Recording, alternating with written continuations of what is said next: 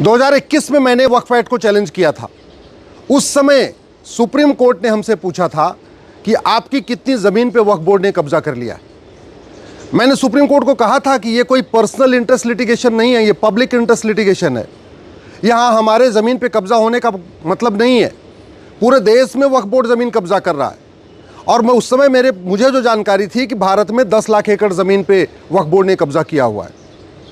हालांकि बाद में अभी पार्लियामेंट में पता चला अब तो 40 लाख एकड़ ज़मीन पे वक्फ बोर्ड ने दावा ठोक रखा है। जब मैंने वो नोट्स पढ़ने की कोशिश की तो उस समय मुझे माननीय सुप्रीम कोर्ट ने अपना नोट्स पढ़ने से मना कर दिया था और ये कहा था कि जो कानून है वो केवल एकेडमिक तरीके से चैलेंज नहीं हो सकता है, आपको इस्टेब्लिश करना पड़ेगा कि वक्फ बोर्ड अपनी पावर का मिसयूज़ कर रहा है। जब हमने नोट्स दिखाना चाहा, हमने बताना चाहा कि हाँ मंदिरों पे कब्जा हो रहा है, गाँव पे कब्जा हो रहा है, सड़क के किनारे कब्जा हो रहा है, तो नोट्स भी नहीं पढ़ने दिया और मजबूरी में मुझे अपनी PIL वापस लेना पड़ा। मैं दिल्ली हाई कोर्ट गया। दिल्ली हाई कोर्ट ने 2022 में सरकार को नोटिस जारी किया। उसके बाद देश भर में 120 से ज़्यादा PIL फाइल हो गई पूरे देश में। अब जब नया वक्फ कानून आया और उस नए कानून के खिलाफ इमरान प्रतापगढ़ी, ओवैसी जी, अमानुल्लाह खां जी, पर्सनल लॉ बोर्ड, मदनी जी, ये सब लोग जब सुप्रीम कोर्ट आए तब सुप्रीम कोर्ट ने उनसे किसी भी याचिकाकर्ता से यह नहीं पूछा कि आपके पूर्वजों ने कितनी ज़मीन वक्फ किया है और आपके पूर्वजों ने जो ज़मीन वक्फ किया है उसमें से कितनी ज़मीन सरकार ने इस कानून को उपयोग करके वापस ले लिया। हमसे पूछ रहे थे कि वक्फ बोर्ड ने आपकी कितनी ज़मीन पे कब्जा कर लिया, और जब दूसरी तरफ आज ओवैसी जी और बाकी लोग कह रहे हैं कि सरकार सारी ज़मीन ले लेगी, सरकार सारी ज़मीन ले लेगी, तब एक भी बार नहीं पूछा कि आप मुझे कोई एक एग्जाम्पल बताइए कि जहां पे सरकार ने नए कानून का उपयोग करके कोई भी वक्फ प्रॉपर्टी वापस लिया हो। और धड़ाधड़ सुनवाई शुरू हो गई। एक भी याचिकाकर्ता से ये नहीं कहा कि आप हाई कोर्ट जाओ, क्योंकि 120 याचिकाएं पूरे देश में पेंडिंग पड़ी हुई हैं। इसलिए मुझे कई बार लगता है कि कहीं न कहीं हम लोगों के साथ सुप्रीम कोर्ट के अंदर सौतेला व्यवहार किया जाता है। और उसका सबसे बड़ा कारण ये है, जब मैंने national minority commission act challenge किया उस समय सुप्रीम कोर्ट ने कहा था हाई कोर्ट जाओ। हमने वक्फ एक्ट चैलेंज किया, उसके बाद कहा हाई कोर्ट जाओ। कई बार ये मेरे साथ हो चुका है। मैं यहाँ कानून चैलेंज करता हूँ, कहते हैं आप हाई कोर्ट चले जाओ, कानून तो हाई कोर्ट में भी चैलेंज कर सकते हैं। लेकिन वहीं दूसरी तरफ यहाँ पे 70 से ज़्यादा याचिकाएँ आ गई, उस पर सुनवाई भी हो गई, कानून को स्टे करने की मांग हुई, अब उस पर भी सुनवाई हो रही है, आगे भी सुनवाई होगी, सरकार से जवाब भी मांगा जा रहा है। और एक इसमें पूरे डिस्कशन में एक सबसे बड़ी दुर्भाग्यपूर्ण बात ये रही कि वक्फ बोर्ड को हिंदू बोर्ड के साथ तुलना की जा रही है, जबकि हिंदू बोर्ड के पास वो अधिकारी नहीं है जो वक्फ बोर्ड के पास है। पुराने वाले कानून तो छोड़िए, जो नया संशोधित कानून आया है उसमें भी जितना पावर वक्फ बोर्ड को है उतना पावर किसी भी हिंदू बोर्ड को नहीं है। हिंदू बोर्ड के पास तो मंदिर चलाने के लिए पैसा भी नहीं है। सच्चाई तो यह है कि जो चढ़ावा आता है मंदिरों में वो हिंदू बोर्ड नहीं लेता, वो सरकार लेती है। वहीं दूसरी तरफ वक्फ बोर्ड के पास पूरी की पूरी जो मस्जिद है, जो चर्च है, जो मस्जिद है उसको चलाने का भी पूरा उनके पास अधिकार है। दूसरा, वहाँ जो चढ़ावा आता है वो भी पूरा लेते हैं और प्रॉपर्टी का भी राइट है। किसी भी हिंदू बोर्ड के पास कोई प्रॉपर्टी राइट नहीं है। लेकिन माननीय सुप्रीम कोर्ट के जज दोनों की तुलना एक साथ करते आ रहे हैं। हिंदू बोर्ड, आज तक हिंदू बोर्ड ने किसी भी मुस्लिम की ज़मीन पे नोटिस भेज के उस पर अपना दावा नहीं ठोका, लेकिन दूसरी तरफ वक्फ बोर्ड ने हिंदुओं की ज़मीनों पे नोटिस भेज के कब्जा कर लिया। आज तक किसी भी हिंदू बोर्ड ने ये नहीं कहा कि ये ज़मीनें, जो मस्जिद है, जो बाकी चीज़ें ये हमारी हैं। वहीं दूसरी तरफ तमिलनाडु के 1500-2000 साल पुराने मंदिरों को वक्फ बोर्ड ने दावा ठोक दिया। तो दोनों की तुलना करना ही अपने आप में गलत है, लेकिन तुलना हो रही है। सीधे सीधे हिंदू बोर्ड से पूछ रहे हैं कि अच्छा आप इसमें मुस्लिम को रख सकते हैं क्या। वक्फ बोर्ड के बारे में अगर दो आदमी बाहर से आ रहे हैं तो कम से कम ये भी तो देखना चाहिए कि हिंदू बोर्ड और वक्फ बोर्ड में कितना अंतर है।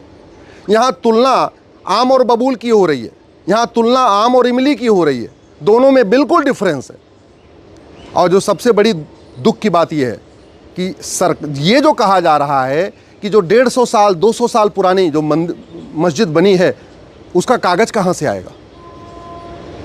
अरे हजारों साल पहले भगवान श्री राम भगवान श्री राम का जहाँ जन्म हुआ उसका कागज़ अगर मांगा जा सकता है तो 150-200 साल पुराने मस्जिद का कागज नहीं मांगा जा सकता है क्या? ट्रस्ट एक्ट तो अंग्रेजों के ज़माने से चल रहा है, सोसाइटी रजिस्ट्रेशन एक्ट अंग्रेजों के ज़माने से चल रहा है, सिविल प्रोसीजर कोड अंग्रेजों के ज़माने से चल रहा है। और जितने हिंदू, जैन, बौद्ध, सिख कोई भी दान कर रहे थे तो वो बाकायदा रजिस्ट्रेशन करा रहे थे, चाहे वो अग्रवाल धर्मशाला बन रही थी, चाहे मारवाड़ी धर्मशाला बन रही थी, चाहे जैन धर्मशाला बन रही थी, चाहे बिरला मंदिर बन रहा था। ये सब आज से नहीं बन रहा है, अरे अंग्रेज़ों के ज़माने के पहले से बन रहा है, और सब लोग प्रॉपर रजिस्ट्रेशन करा रहे थे। तो मुस्लिम क्यों नहीं करा रहे थे?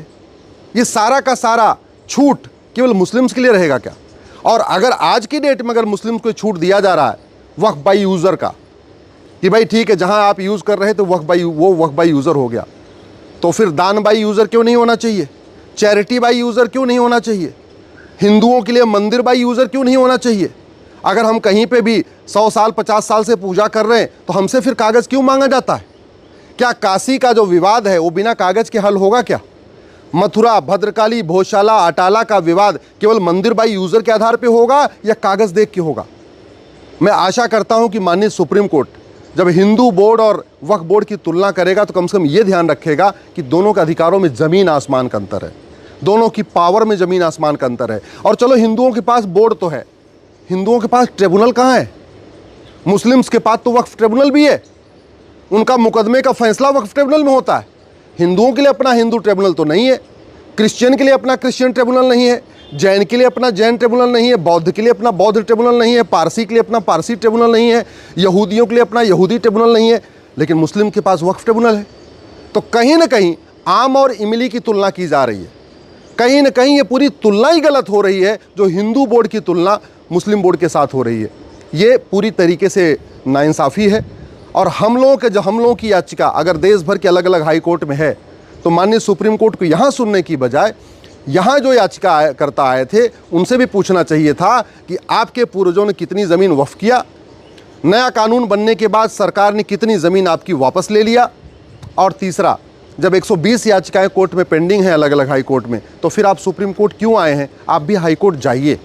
ये होता है तराजू का पलड़ा एक बराबर करना, ये होता है सबके साथ एक समान न्याय करना। लेकिन कहीं ना कहीं वक्फ के मामले में माननीय सुप्रीम कोर्ट ने हम लोगों के साथ भेदभाव किया है। हमें इस बात की निराशा भी है, हमें इस बात का दुख भी है, और मैं आशा करता हूं कि कम से कम अब आने वाले तारीख पे इस बात का फैसला होगा।